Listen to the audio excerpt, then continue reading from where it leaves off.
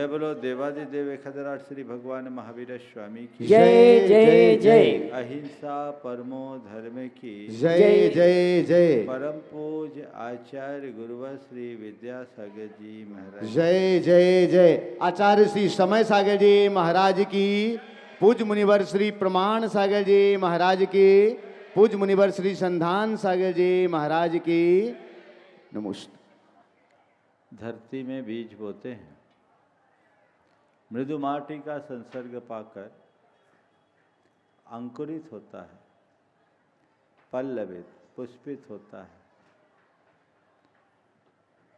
विशाल वृक्ष का रूप धारण करता है, उसमें फूल और फल लगते हैं तो वृक्ष सार्थक हो पाता है। वही बीज यदि किसी चट्टान पर पड़ जाए तो हवा पानी में सड़ गल कर नष्ट भ्रष्ट हो जाता है। बीज मिट्टी में मिलकर के भी मिटता है और पत्थर पर सड़ करके भी मिटता है।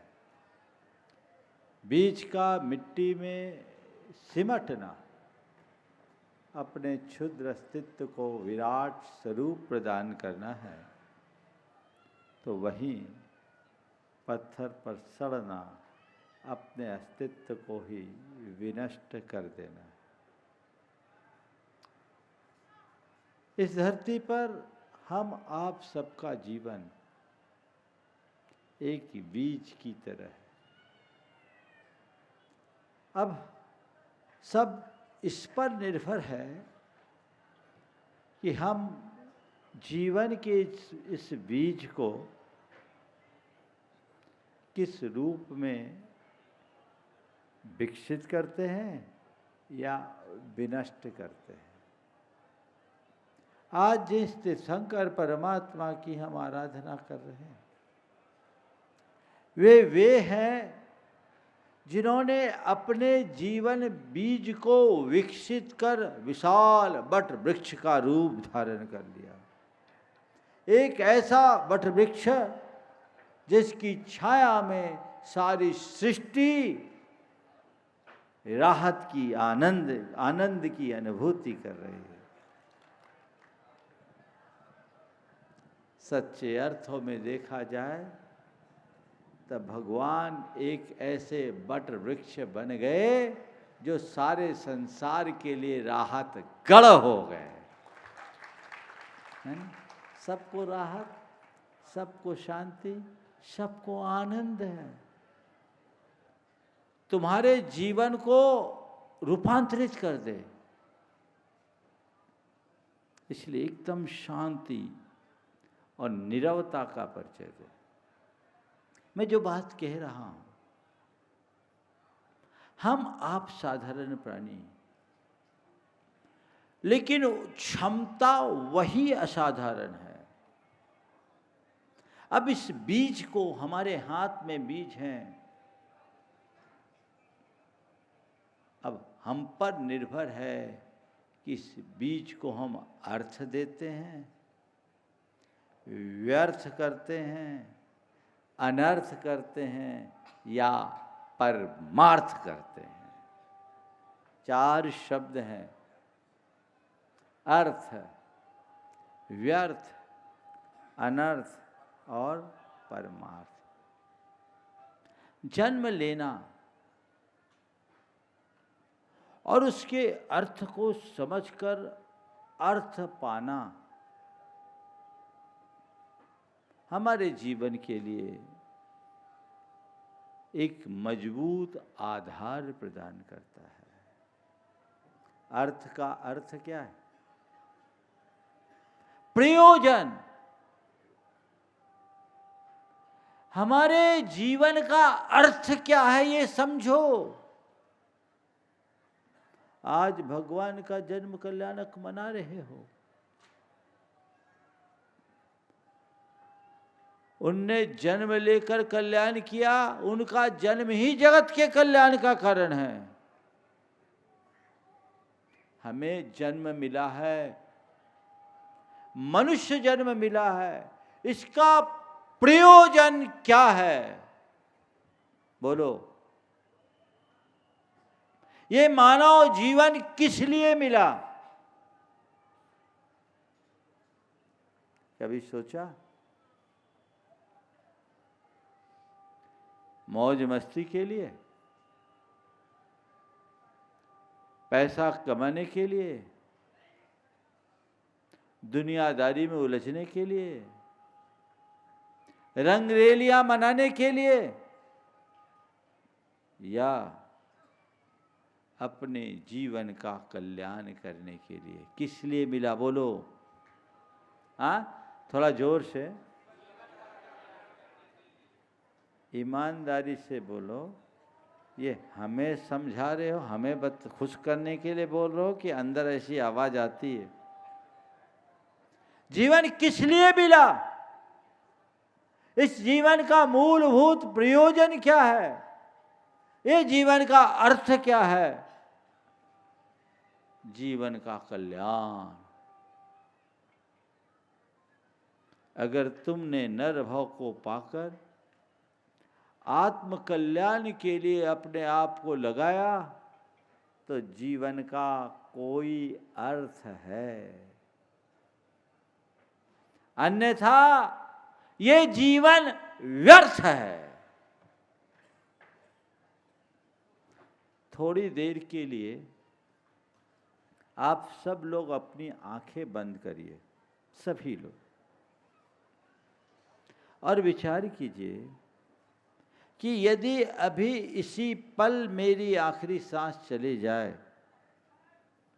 तो मेरे अंदर से क्या आवाज आएगी? मैंने अपने जीवन में जो करना था वह किया, या अभागा रह गया, मेरे काम अधूरे हैं। आंखें बंद कीजिए, मैं 10 सेकेंड का समय देता हूं आप सबको। किसका अंतिम समय कब आ जाए कोई पता नहीं, लेकिन थोड़े देर के लिए आप अपने अंतर मन में डूब करके पूछिए, अपने आप से पूछिए कि यदि इस समय मेरे प्राण निकलते हैं तो मेरे मन में क्या होगा? बोलो, क्या आया? सब पूरा हो गया कि अधूरा है? बोलो थोड़ा सा। अधूरा है ना? अभी तक सबकी कहानी यही है। और मैं आपको बोलूं, हम अधूरे नहीं हैं, हम अभागे नहीं। हम अधूरे नहीं हैं, हम अभागे नहीं हैं। बात बस इतनी है कि हम जागे नहीं हैं।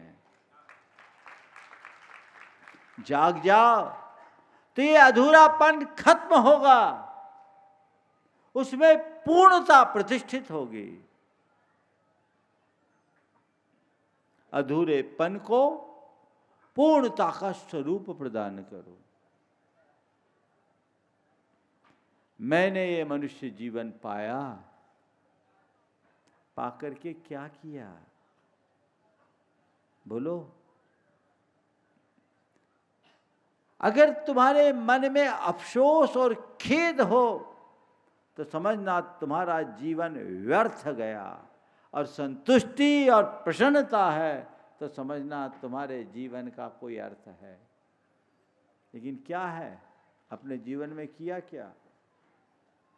किसी कवि ने बड़ी अच्छी बात लिखी, मैंने बहुत सालों पहले पढ़ा था। इस जहां में न जाने क्या कारनुमाएं कर गए, इस जहां में न जाने क्या कारनुमाएं कर गए। बीए किया, एमए किया, नौकर हुए, पेंशन मिली और मर गए। बोलो, कुछ ऐसी तो कहानी है तुम्हारी। जन्म लिया, जिया, पढ़ा लिखा, मेहनत की, पैसा कमाया, परिवार बसाया, और एक दिन क्या किया? एक था राजा, एक थी रानी, दोनों मर गए, खत्म कहानी। यही है ना, यही है। तुम्हारी कहानी कब खत्म होगी तुम्हें पता है?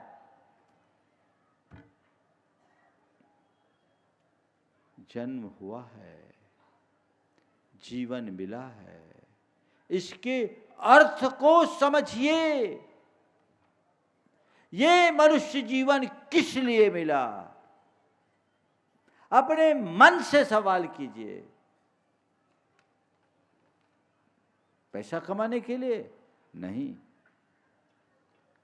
गोरख धंधा में उलझने के लिए नहीं, दुनियादारी में फंसने के लिए नहीं, मौज मस्ती करने के लिए नहीं, रास लीला रचाने के लिए नहीं।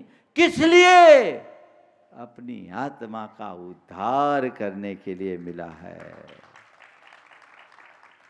ये अवसर तुम्हें मिला है, गोल्डन चांस है। हम लोग बोलते बड़े भाग मानुष तन पावा, सुर दुर्लभ सब ग्रंथ ही गावा। बोलते हैं कितनी दुर्लभता से हमने ये मानव काया पाई है। तो ये जीवन हमें किस लिए मिला? ये सवाल अपने अंतर मन में जगाओ। यही सवाल तुम्हें तुम्हारे जीवन की दिशा प्रदान करेगा। इसी सवाल से तुम अपना ध्येय तय कर पाओगे। अब तक क्या किया मुझे नहीं मालूम, लेकिन यदि बार बार विचार करोगे तो अर्थ होगा। मैंने सुना एक माली था, उसकी एक भावना थी कि पारिजात का पुष्प स्वर्ग में खिलता है, धरती पर भी खिले। उस माली की प्रबल भावना थी कि पारिजात का फूल स्वर्ग में खिलता है, धरती पर भी खिले। उसने अपने घर के आंगन में पारिजात का पौधा लगाया। रात दिन वह उस पौधे को सींचता रहा। उसकी देख रेख में काफी समय बिताया। उसके प्रयासों से वो पेड़ बढ़ गया। उसके आंगन में एक पारिजात का पेड़ खड़ा हो गया।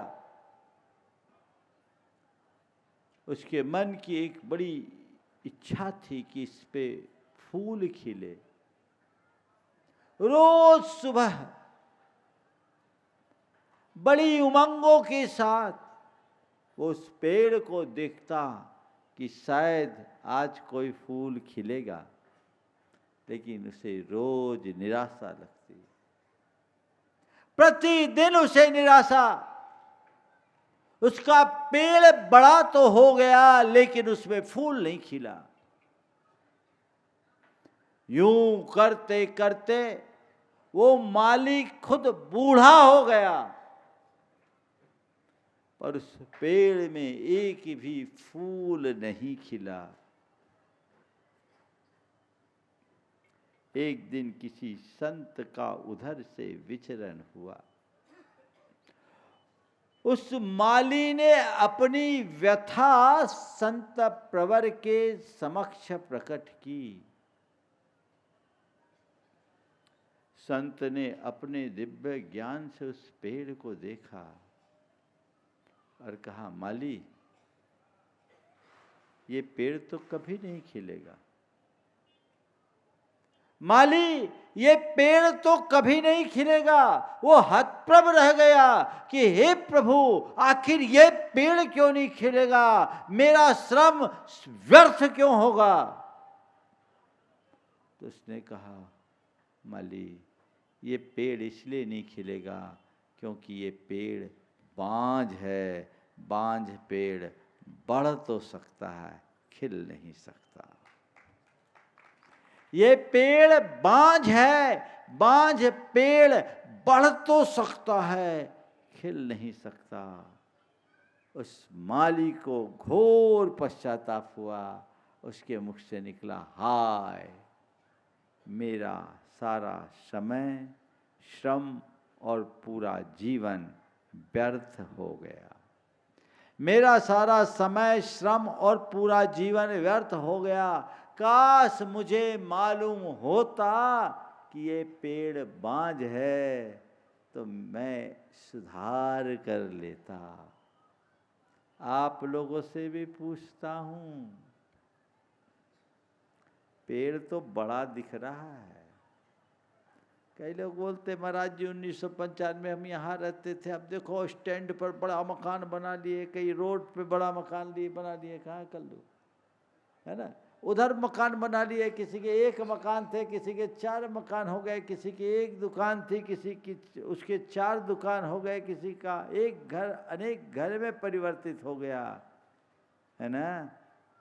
बढ़े तो हो, बढ़े हो कि नहीं बढ़े, बोलो, बढ़े हो, बढ़े तो हो, पर तुम्हारे जीवन में संयम का फूल खिला कि नहीं खिला ये देखो।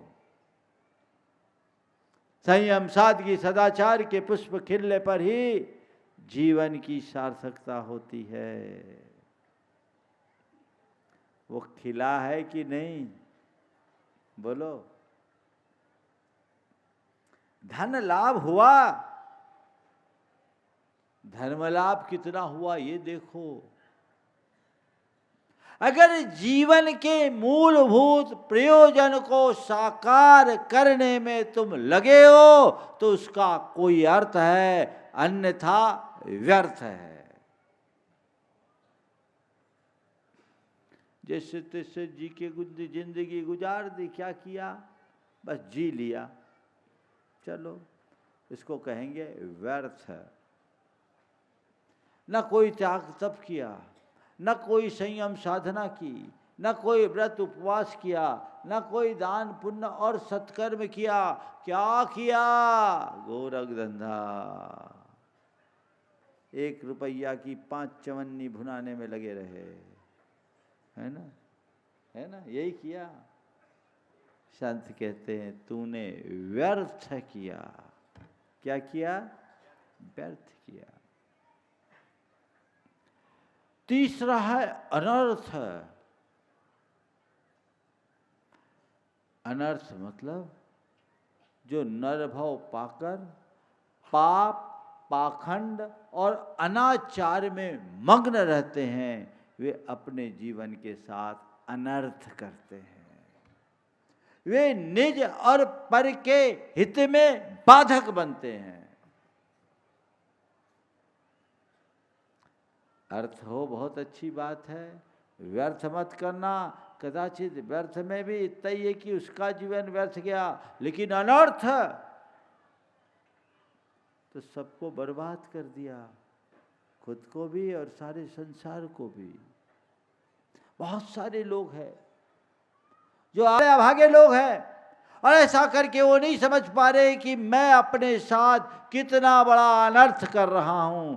लोग कहते हैं कि ये दूसरों के लिए अनर्थ है, पर यथार्थ में अनर्थ स्वयं के प्रति है,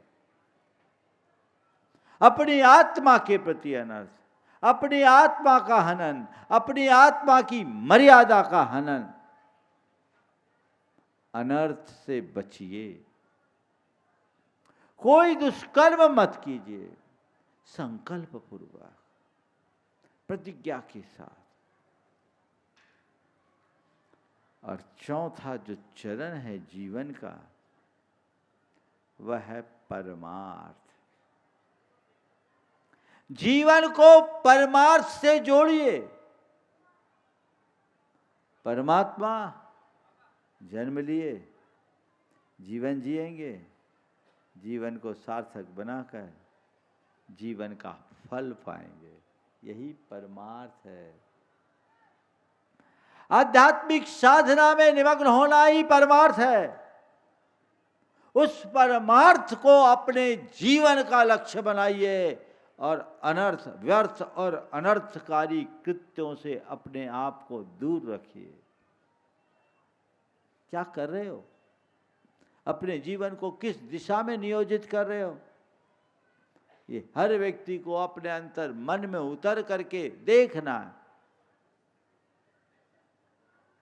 देखो, बहुत छोटे से उदाहरण से चारों की व्याख्या कर देता हूं। गाय से दूध दूहना अर्थ है, नहीं दूहेंगे तो गाय को भी तकलीफ होगी, उसका अर्थ है।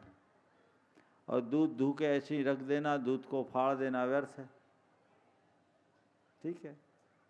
और दूध को ढोल देना अनर्थ है, और दूध से घी निकाल लेना परमार्थ है। क्या करना है, समझ में आ गई ना?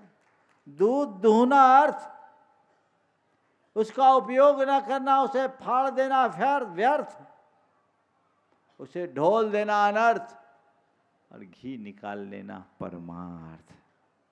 हमारे परमात्मा क्या है? हम दूध है, परमात्मा घी है ना? तो भैया दूध हो, पियो, बच जाए उसको दही जमाओ, फिर मंथन करना, नॉनवेज निकल जाएगा। तुम पी तो लिमिट से रहो, उससे ज़्यादा पियोगे नहीं, है एक्सेस, तो बाकी तो क्या होगा, वो व्यर्थ ही होगा ना। उसका दही जमा कर मंथन करो, संयम साधना में लगो, परमार्थ के मार्ग में लगो, तो घी बन जाओगे। समझ रहे? व्यर्थ नहीं खोना है, जीवन को अर्थ देना है, जीवन के अर्थ को पहचान कर परमार्थ से जुड़ना है, तब हम अपने जीवन को सार्थक बना पाएंगे। जन्म कल्याणक के दिन में यही संदेश देना चाहूंगा। एक पिता के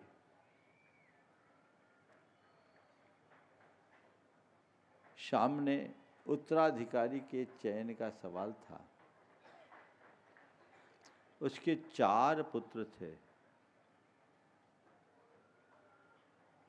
उसने चारों पुत्रों को बुलाया और चारों को थोड़े थोड़े बीज दिए। बोले बेटे,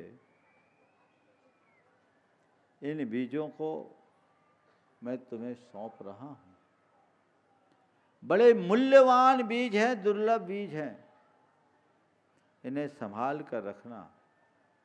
मैं साल भर की तीर्थ यात्रा में जा रहा हूं, जब मैं आऊं तो तुम मुझे वापस लौटाना। ठीक है। पहले को देखा, पहले ने देखा, बोले बीज तो वही है जो बाजार में मिलते हैं। पिताजी ने पता नहीं क्यों हम लोगों को सौंप रखा, कौन संभाल करेगा इनके। तो उसने क्या किया, उस बीज को बाजार में बेच दिया, इस ख्याल से कि चलो जब पिताजी आएंगे खरीद के ले आएंगे, लौटा देंगे। दूसरे ने कहा पिताजी ने ये बीज दिए हैं, ये तो सामान हमारे ज्वार के बीज है जिनका हम उपभोग करते, कौन रखता है, चलो पिताजी ने बीज दिए, इसको पिसवा ले और इसको खा ले, जब पिताजी आएंगे बाजार से ला करके दे देंगे। तीसरा बड़ा पितृभक्त था, उसने बीज को एकदम सुरक्षित एक बोरी में भर के रख लिया। बोले रखेंगे, सील टाइट कर दिया, जब पिताजी आएंगे तो देंगे। और उसको भी, उस थैली को, बोरी की पूरी थैली को अच्छी एक तिजोरी में रख लिया। चौथे ने क्या किया,